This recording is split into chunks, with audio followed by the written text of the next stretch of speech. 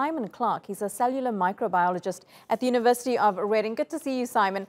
Now, do you think that countries are doing the right thing by imposing these stricter limitations on their citizens? Is it going to contain the spread of the coronavirus? Well, in those countries, and that includes the UK, really the spread of the virus has got out of control. Over the summer, societies, countries across Europe in particular, I think basically had the virus where they wanted it to be.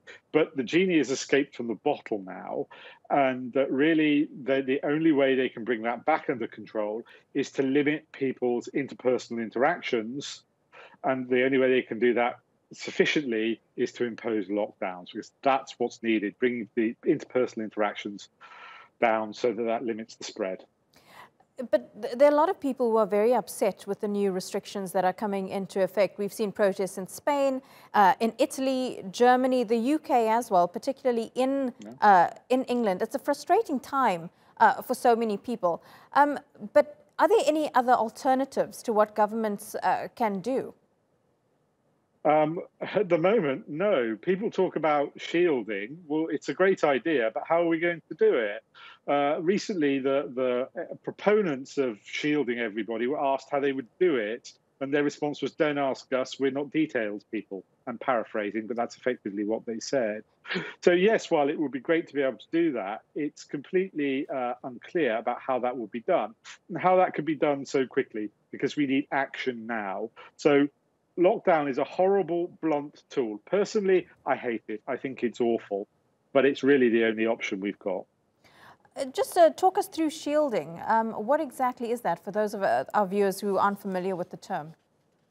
That means you take everybody who is at risk. That includes basically everybody over, well, probably about 60 or 65 in the UK at least.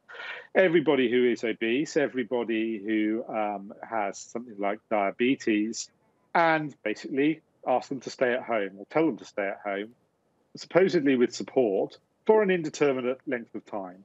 So until we get a vaccine, that could be years.